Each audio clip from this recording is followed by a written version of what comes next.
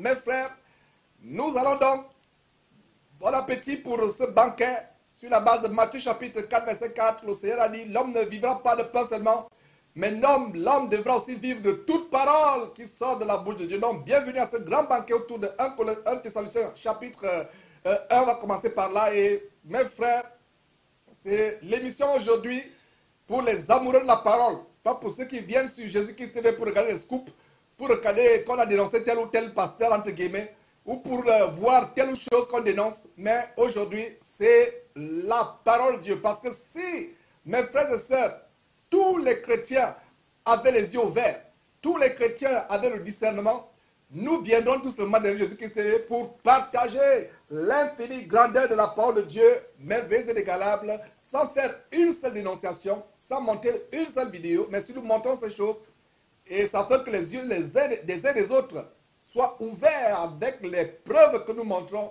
les preuves du satanisme, de la magie, de la sorcellerie, des choses abominables telles que l'homosexualité, la pédérastie, la sodomie qui ont infiltré le corps de Christ. Donc, sans vous faire languir, nous allons dans 1 Thessaloniciens, mes frères, chapitre 1er. Je vais lire avec vous et au fur et à mesure que nous lisons, nous allons partager les révélations, les exhortations, les réprimandes, les encouragements qui sont contenus dans ce livre. Donc, le verset 1 commence de cette manière. Paul et Sylvain et Timothée à l'église des Thessaloniciens qui est en Dieu le Père et en Jésus-Christ le Seigneur, que la grâce et la paix vous soient données. Voilà, mes frères. C'est par là où nous commençons cette grande écriture. Nous voyons que l'apôtre Paul qui écrivait aux Thessaloniciens nous donne aussi ses compagnons de combat qui sont Sylvain et Timothée. Et les trois adressaient, disons par la direction de Paul qui inspirait par son esprit, donc ils écrivaient aux Thessaloniciens, ils s'adressaient aux Thessaloniciens, l'église des Thessaloniciens. Et il y a un grand enseignement déjà au chapitre 1 sur le concept d'église. Rien que le chapitre 1 peut faire un enseignement de 10 heures de temps. Mais en quelques minutes, je vais résumer, je vais vous donner des révélations. Aujourd'hui, nous entendons les gens dire « mon église ». Et à ceux qui disent « mon église », je l'ai dit souvent, si un homme vous dit « mon église », il y a des gens qui se vantent d'avoir des églises à travers le monde, des succursales. Il y a quelqu'un qui m'a écrit depuis la France, il me dit « frère, est-ce que tu as une église du côté de Rennes, en France, où je vis ?» Je lui ai répondu avec beaucoup d'amour et de douceur en lui disant que frère, il n'y a que les sociétés commerciales qui ont des succursales à travers le monde. L'église de Jésus-Christ est locale. L'église de Jésus-Christ n'a pas de nom. L'église de Jésus-Christ n'a pas un site internet. L'église de Jésus-Christ, c'est l'ensemble des croyants qui se réunissent dans une localité. Et l'église de Jésus-Christ véritable commence par au moins 2 personnes. L'église de Jésus-Christ n'est pas immatriculée à une administration quelconque. Comment cela? Les croyants sont supposés détruire les œuvres des ténèbres, exposer les ténèbres. Comment une administration qui est dans le satanisme, dans l'occultisme, dans la franc-maçonnerie, va vous donner à vous, Église de Jésus-Christ, l'autorisation pour fonctionner et les dénoncer et montrer au grand jour avec l'évangile leurs œuvres infâmes? Ce n'est pas possible, n'est-ce pas? Donc, l'église véritable du Seigneur Jésus-Christ n'a pas de nom. Dans la Bible, on n'a jamais vu une église ayant un nom. Quand on parle d'église dans la Bible, c'est l'église de telle localité, l'église de Thessalonique, l'église d'Éphèse, l'église de Thyatire, l'église de Philadelphie, l'église de Sardes, l'église de Colosse, l'église de Corinthe, c'est l'église d'une localité. Donc, Paul s'est écrit à l'église de Thessalonique, des Thessaloniciens, dans la ville de Thessalonique qui était une ville importante dans l'Antiquité. L'église de Jésus-Christ n'a pas de nom. Il est question pour nous de retourner au standard de la parole de Dieu, de retourner au fondement des apôtres et des prophètes, dont Jésus-Christ lui seul est la pierre angulaire. Il n'est pas question de réinventer ou d'inventer le christianisme. Il n'est pas pour nous question d'innover. Comme le Seigneur Jésus-Christ a à venir, les gens de cette génération font exactement ce qui s'est passé au temps de Moïse. Moïse est monté sur le mont Sinaï. Les gens qui sont restés ont dit à Aaron, Aaron, ce Moïse, depuis qu'il est monté, il ne revient pas. On ne sait pas qu'est-ce qu'il en est, il est devenu. Fais-nous un Dieu selon nos propres imageries, selon nos propres tendances. Fais-nous un veau en or. Et voilà, donc ils ont rassemblé leurs bijoux qu'ils avaient remporté l'Égypte et toutes les bijoux, les métaux, les pierres précieuses. Ils les ont fondus pour élever un veau d'or. Ce qui se passe au temps de Moïse qui est monté sur le mont Sinaï se passe également aujourd'hui, après que Jésus-Christ soit aussi monté au ciel. Vous voyez le parallèle, vous voyez la comparaison. De même que Moïse est monté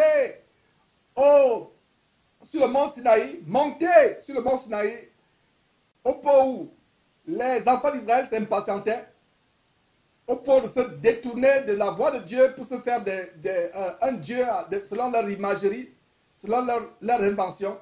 De même dans cette génération, les gens sont impatients, ils se disent, mais c'est Jésus qui a dit qu'il viendra. Ça fait 2000 ans qu'il n'est pas venu. Inventons nous-mêmes nos voies de christianisme. Inventons nous-mêmes les manières par lesquelles nous pouvons aller à Dieu. Et comme je vous disais en début d'émission, cette abomination, ce veau d'or de la fin des temps, qui est l'œcuménisme, la religion mondiale, où le bouddhiste gabonais peut prier avec le vaudou béninois, où le bouddhiste tibétain peut prier avec l'hindouiste qui adore Krishna en Inde, où le franc-maçon peut prier avec le musulman d'Arabie Saoudite, dont les mains prier ensemble. La religion mondiale, ça c'est le grand veau d'or. Et en ce qui concerne mes frères et sœurs du mouvement soi-disant évangélique protestantico pentecôtiste, ce mouvement qui n'est rien d'autre que les ramifications du système papal, du système du Vatican, de la religion abominable catholique, nous voyons qu'il y a des choses perverses qui se passent. Les gens qui se rassemblent pour faire des choses pernicieuses. C'est ce que nous allons mettre à nu aujourd'hui. Nous allons mettre à nu ces choses selon que le Seigneur nous inspirera. L'Église n'est pas un bâtiment. L'Église n'est pas une fondation. L'Église n'est pas une organisation. L'Église, c'est l'ensemble des croyants qui se réunissent pour louer Dieu, pour prier Dieu. Même si vous êtes deux, vous formez une Église. Mes frères et sœurs.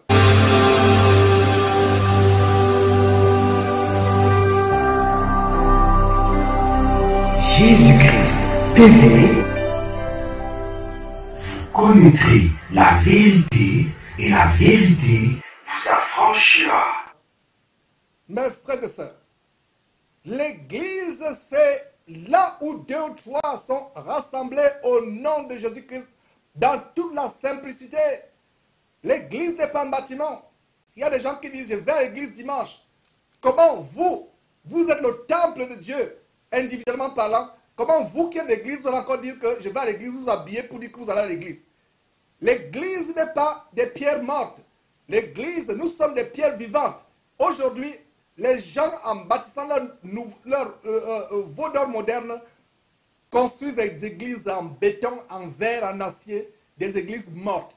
L'apôtre Paul, plutôt l'apôtre Pierre disait que nous sommes des pierres vivantes. Et en tant que pierres vivantes, c'est nous qui formons l'édifice de Dieu. L'édifice de Dieu qui a été formé par le sang de Jésus-Christ. Jésus a dit, détruisez ce temple, en 3 jours je le relèverai. Même les Juifs à l'époque n'ont pas compris que le Seigneur Jésus parlait non seulement de son corps, mais du nouveau temple que son corps devait rendre disponible, qui est formé par vous et moi et tous les élus à travers le monde. C'est ça l'Église. Donc, quand l'apôtre Paul au verset 1 dit, Paul et Sylvain et Timothée à l'église de Thessalonique, et plaise à Dieu, nous allons faire une série d'émissions, mettre l'accent sur la véritable église, l'église selon la Bible, pas les églises inventées, la véritable église qui commence par 2 personnes. Si toi, mon frère, tu n'es qu'avec ta femme et vous croyez, même si vous n'avez pas les enfants, vous deux, vous formez déjà une église. Et si vous avez des enfants, vous formez une église avec vos enfants. C'est pour cela que Paul, écrivant à Timothée, donnait les critères pour être évêque. Il faut que l'évêque tienne bien sa propre maison. Car comment quelqu'un peut-il prendre soin de l'église de Dieu s'il ne prend pas soin de sa maison? Voilà, donc l'église commence par l'homme et la femme dans la maison. Et s'il y a même deux chrétiens quelque part, ou deux sœurs, ou deux frères, ou un frère et une sœur qui quelque part sont seuls, voilà l'église. Il y a des gens qui me disent, mes frères, connais-tu une église? Il y a une église que tu peux, y a-t-il une église que tu peux me recommander? Quelle est la meilleure église aujourd'hui? En fait, ils ne savent pas ce que c'est l'église. Ils parlent en fait des dénominations. Dans tout le Nouveau Testament, nous ne voyons pas une église de Jésus-Christ ayant un nom. Les églises étaient limitées, étaient, disons, circonscrites aux villes. L'église de Thyatire, l'église de Sardes, l'église de Philadelphie, l'église de Colosse, l'église de Philippe. C'est ça les églises. Nous devons donc retourner au standard. Ces camps de concentration que nous dénonçons, qui ne sont que des salles d'attente pour l'enfer, qui ne sont que des salles d'embarquement pour l'enfer, ne sont pas des églises. C'est des endroits où il y a toutes sortes de jouissances, de péchés. L'amour du monde, la mondanité, la carnalité infiltrent ces endroits. Ils utilisent tous les moyens pour vous retenir captifs, avec les départements de musique, départements de yoga, département d'aérobic, département de perte du poids, département de ceci, de nurserie pour garder les enfants, département de peinture, département des arts plastiques, toutes sortes de choses, des distractions pour vous retenir captifs et augmenter leurs revenus, augmenter leur chiffre d'affaires. En fait, ce sont des entreprises. Toutes ces choses, ICC, PCC, tous les CC du monde, toutes ces dénominations, toutes ces choses-là, ce ne sont pas l'église sur la Bible. Montrez-moi un seul verset de la Bible où l'église avait un nom. Je mange ma Bible devant vous et je l'accompagne avec ma tasse de thé. Montrez-moi, mes frères, là où il y a un seul verset où nous voyons l'église. Et puis encore, l'église appartient à un homme. Les gens se vantent disant, c'est mon église. Je l'ai bâti à la sueur de mon frère. Comment voudrais-tu détruire ce que j'ai bâti? Alors je dis à ces gens, si votre soi-disant pasteur dit mon église, parce que l'église appartient seulement au Seigneur Jésus-Christ, je ne me lasserai point de vous dire les mêmes choses. Peut-être beaucoup de gens ont déjà entendu, va dire, Georges, on entend ça tous les jours. Vous allez entendre cela. Je fais comme l'apôtre Paul qui disait que je ne me lasse point de vous redire les mêmes choses, car pour vous cela est salutaire. C'est salutaire pour toi ma soeur, pour toi mon frère, d'entendre ces choses chaque jour. Quand tu les rappelles, pour que tu ne sois pas éloigné d'elles, pour que tu les gardes. Voilà les choses qui apportent le salut, la vie éternelle. Je vous enseigne, je vous donne le conseil de Dieu. L'église n'est pas une invention humaine. L'église n'appartient pas à un homme. Vous voyez comment ce verset nous donne une révélation importante sur l'église. L'église des Thessaloniques. L'église des Thessaloniciens. Des Thessaloniciens. Comment on dit l'église des Parisiens? Moi aujourd'hui à Paris, regardez sur la place Saint-Denis. Des temples qui se sont multipliés. Il y a des salles où dimanche, 10 dénominations ont le culte dans une même salle. Chacun a son heure. Une dénomination vient louer le hangar, ils amènent leur décor, leurs rideaux, leurs fleurs, leur hôtel. Et l'heure qui suit, une autre équipe de déménagement arrive, enlève tout ce qu'il y a, mettent leur propre décor, leur logo, leur banderole, etc. jusqu'à 22 h. Mes frères et sœurs, regardez des dizaines d'églises qui apparaissent aujourd'hui. La Bible, c'est au temps où Paul écrivait, Paul devait dire l'église des Parisiens, l'église des Thessaloniciens, l'église des Abidjanais, l'église des Librevillois, l'église des Houstoniens, l'église des New-Yorkais. Alors qu'à New York, il y a une ribambelle de toutes sortes de dénominations, c'est réclamant de Christ. Mais ce n'est que des ramifications du grand vaudeur de la fin des temps. À savoir le système de l'apostasie qui s'est éloigné de la sainte doctrine. Voilà ce qui se passe aujourd'hui. L'église, c'est l'ensemble des croyants, des élus qui tiennent ferme dans une ville. Mais regardez comment les églises aujourd'hui sont séparées, divisées. Ce n'est pas cela la volonté de Dieu. Mes frères, voilà donc la grande révélation, le rappel, c'est des choses que vous avez toujours entendues de moi. Je les rappelle encore, je ne me fatiguerai pas de les rappeler. Donc, chapitre 1, 1 Thessaloniciens, chapitre 1, verset 1. Paul et Sylvain et Timothée à l'église des Thessaloniciens qui est en Dieu le Père et en Jésus-Christ le Seigneur. Voilà. Dieu, personne, permettez-moi l'expression de personne, séparée en Dieu le Père d'un côté et en Jésus-Christ le Seigneur séparé. Voilà. Dieu est distinct de son Fils Jésus-Christ. Que la grâce et la paix vous soient données, mes frères. Voilà comment le chapitre 1, le verset 1 du chapitre 1 termine. Verset 2.